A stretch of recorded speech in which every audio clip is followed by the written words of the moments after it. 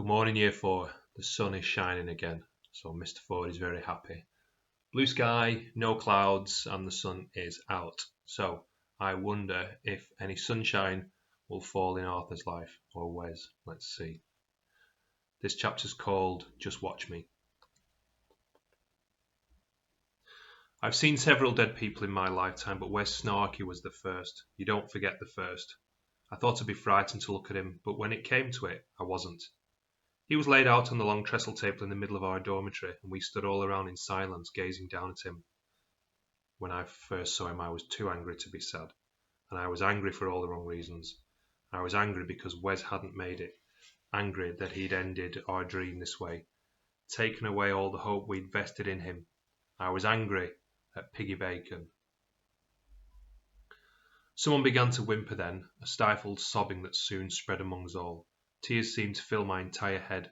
One by one, unable to bear it any longer, they turned away and went outside, until Marty and I were left alone with Wes. Death, I discovered that day, is not frightening, because it's utterly still. And it is still because death, when it comes, is always over. There's only terror in it if you fear it.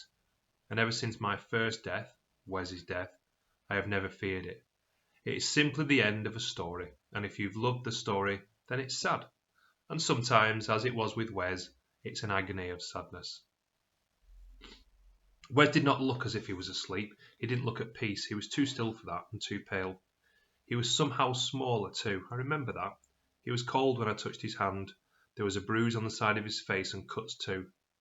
My thoughts then turned to Piggy Bacon, who we all knew must have killed Wes, as surely as he'd put the bullet in himself. Beside me, Marty echoed the hatred now burning in my heart. "Hate him," he said, almost whispering it first, and he shouted, "Hate him, hate him, hate him!"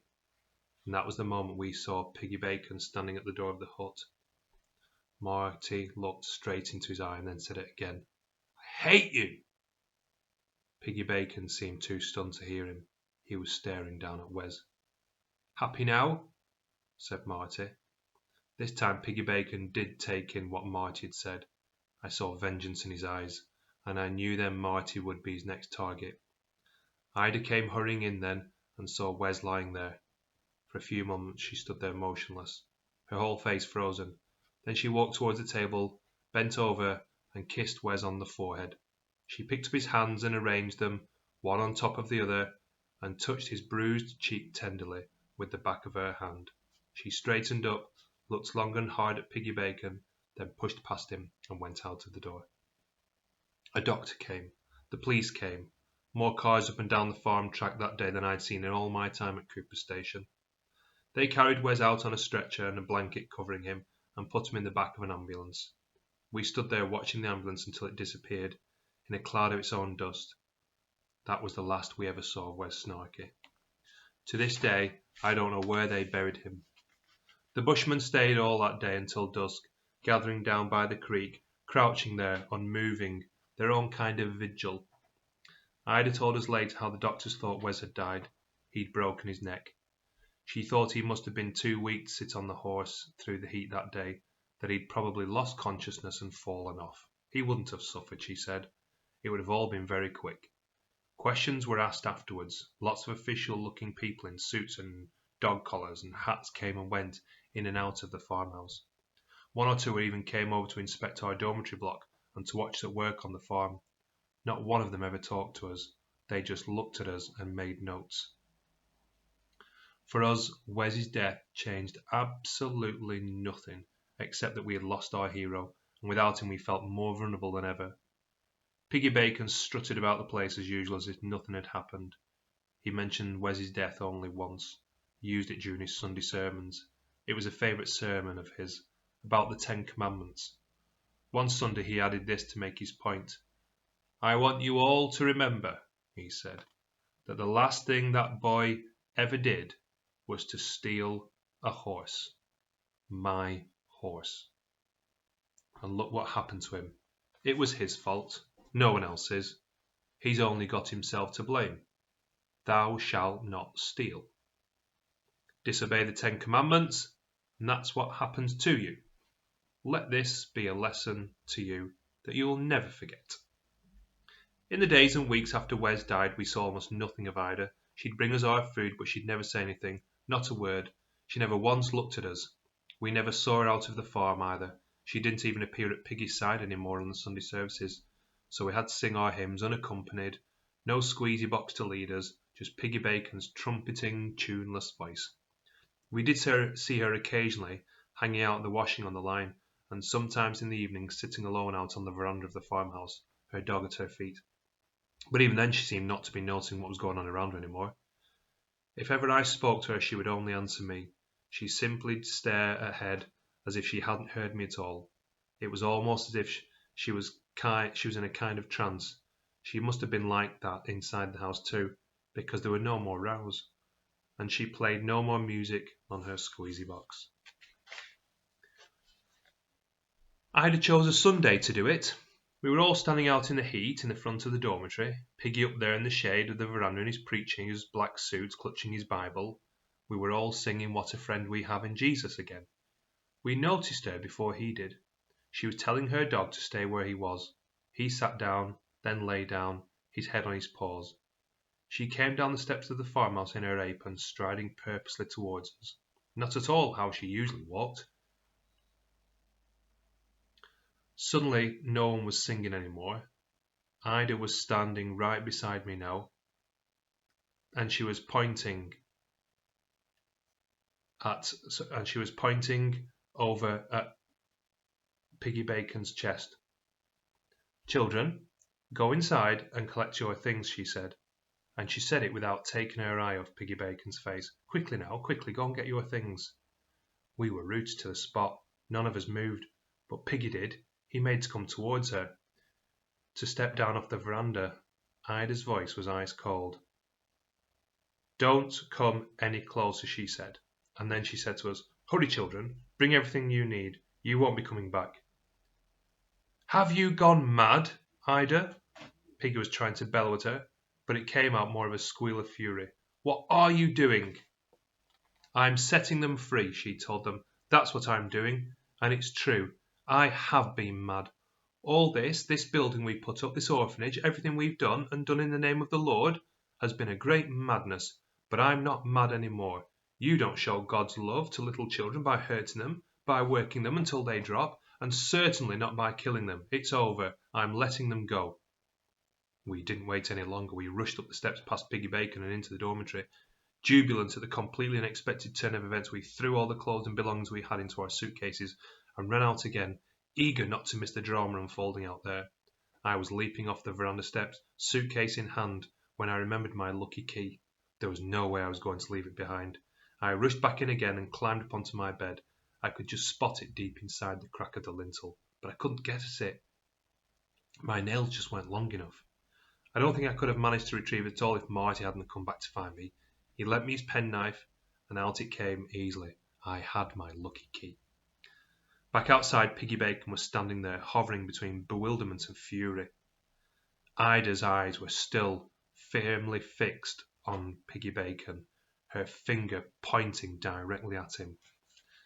"Now, children," she said, "I want you all to stand back. Go on." We did as she was told, and when I looked at her again, she had her hand in the face of Piggy. Piggy seemed to realize at once what she was going to do, long before we did. He begged her to move away, but by now she was walking up to the steps of the dormitory, pointing at him all the time. "Stay where you are," she warned him. "Don't do it, Ida. Don't do it, please, you can't." "Just watch me," she replied coolly, and that was when I caught a whiff of it. Diesel oil. And suddenly we all knew what she was going to do. "I'm going to burn this place to the ground," she said, "so there'll be nowhere for them to stay. Then you'll have to let them go, won't you?" And with that, she disappeared into the dormitory. We saw her moments later through the window lighting the rag with a match, saw the curtains catch fire, then she was coming out and there was smoke billowing out of the door. She came down the steps, threw a look at Piggy Bacon and turned away. "There, it's done." for she's a jolly good fellow. There was a frozen moment before Piggy Bacon moved. Then he bent down. He picked up one of his guns. Piggy broke open the gun and looked. It wasn't loaded. It had never been loaded. You could see the beast in his eyes as he charged up the steps into the dormitory. He tried first to beat the flames out with a blanket. We could hear him choking and spluttering inside. There was more smoke now, but already fewer flames. My heart sank. The curtains were on fire, but nothing else seemed to have caught fire. Piggy Bacon yanked the curtains, cursing loudly. Moments later he came rushing out and ran to the line of wash buckets on the veranda. At this point Ida tried to stop him, but he pushed her aside angrily and sent her sprawling. With a bucket in each hand, the water spilling out over, he disappeared inside again. There was no more flames to be seen after that. The next time we saw him, he came staggering out bent double and coughing his lungs out. But when he stood up, he was smiling. Ida was lying there crying on the veranda, sobbing as if her heart would break. Suddenly Marty began singing quite softly at first, but very deliberately, for she's a jolly good fellow. Soon we were all singing and singing it loud. It had become in that moment our song of defiance. We sang it right at him to show him what we thought of him, and just as much we sang it for Ida to make her feel better, to thank her for what she tried to do for us, to show solidarity. Piggy screamed at us to stop, but we didn't. We kept on, and all of us fired with a new courage, a new fury too. Then I did perhaps the bravest thing I'd ever done in my life, before or since. I went up those steps and helped Ida to her feet. I got the strap for it, 10 strokes, but then we all got the strap that day. Marty got 15 because Piggy said he was the ringleader. That night in the dormitory was the worst I can remember. The whole hut still reeked of smoke, and a constant reminder to us how Ida had so nearly succeeded in her brave attempt to set us free. We felt completely deflated and defeated. Hopes had been lifted so high that the disappointment when it came, as suddenly as it had, was all the more cruel. I cried into my pillow. Outside, the cry of the dingoes echoed my sadness. Very few of us didn't cry ourselves to sleep that night. It was still night time when I was woken. Marty was shaking me awake, his hand over my mouth. "Get up," he whispered. "Get up, get dressed, we're getting out of here." I was still half asleep, still half dressed, trying to gather my thoughts. "But the door's locked," I said. "Piggy always locks the door, you know that." Marty shushed me, took me by the arm. We tiptoed towards the door of the hut, carrying our boots. Only one of the others stirred as we passed, and he just sat up and then looked blankly at us. "You woke me," he moaned. Then he lay down and went straight back to sleep again. Marty turned the handle and miraculously the door opened. Marty took great care as he shut it behind us. We crept out onto the veranda, sat on the top step and put our boots on. He answered my question before me. "Ida did it," he whispered. "I told her we were going to make a break for it tonight, but we needed the door unlocked. I thought she'd do it, but I wasn't sure. But she did, didn't she? Come on." We ran, but not out into the bush as I thought we would. Instead, Marty was leading me in the direction of the farmhouse. I was wondering what he was going to do. Where was he going? And when I realised we weren't heading for the farmhouse at all, but rather for the stables, Big Black Jack jumped a bit in his skin when he first saw us.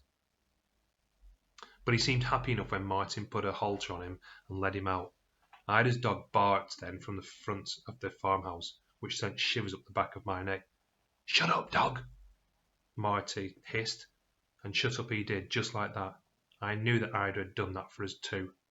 We climbed upon the back of one of them farm carts and mounted Jack from there. He was a big horse. It was the only way up for us. Marty rode in front and me behind, hanging on. Then we just walked him away into the night.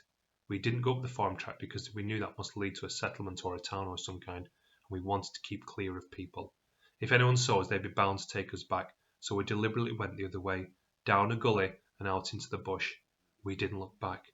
I didn't even want to set eyes on that place ever again, but I did stay silent. I said goodbye quietly to those who we were leaving behind in the dormitory, and to Ida, who'd risked so much to give us our freedom. Neither Marty or I spoke, not for a long time, not until we'd put at least half an hour between ourselves and Piggy Bacon. By then we were trotting, and we couldn't talk because we were laughing so much. We'd done it! We'd escaped! And Big Black Jack was huffing and puffing underneath us, laughing along with us, I thought, revelling in his new-found freedom, every bit as much as we were. But after a while I got thinking about all the others we'd left behind at Cooper Station, that maybe we should have taken them all with us. And all these years later, I still feel bad about that. Why is it that you never forget what you feel bad about? Marty started singing London Bridge is Falling Down then, softly at first, and then I joined in, and soon we're bellowing out in the bush. I kept asking Marty questions, the most important first. Where are we going? Which direction? Away, he said. Anywhere, just as long as it's away. You've been planning this. You never said anything. That's because I didn't think of it until punishment parade yesterday evening. It was a while he was hitting me. And I knew I'd be next. Then he'd go after me just like he did with Wes. If I stayed, he would have killed me. Sooner or later, he would have killed me, and I know he would.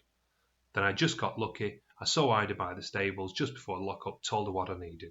She didn't even have to think about it. She did say one thing, though. I had to remind you about your lucky key, to be sure that you brought it with you. Hope you have, because I'm not going back, not for all the tea in China. My heart was in my mouth. I hadn't given it a second thought, but I felt it in my pocket, and it was still there. I've got it, I told him. That's good, Marty said, because we're going to need it. We're going to need all the luck we can get. It was fear of getting caught and sheer exhilaration that we were free that kept us going that night. We knew that we mustn't stop, not for a moment, or even slow down, because Piggy would be sure to be coming after us just as soon as he discovered we were missing, and that was at the roll call at dawn. We had until then to get as far away as possible. Big Black Jack didn't want to trot for long, but he plodded on steadily, never tiring, and we sat up there, the two of us, rocking our way towards the grey light of dawn. We were just so happy to be out of Cooper Station. We talked a lot as we rode, and we laughed as hard as we could. I remember I felt cocooned by the night, swallowing up its immensity. At one point we saw some lights on the horizon. It looked like a settlement of some kind, so we kept our distance. We sang to the stars, all the millions of them up there. We sang for She's a Jolly Good Fellow, till we were hoarse with it. They seemed close to the stars, close enough to hear us.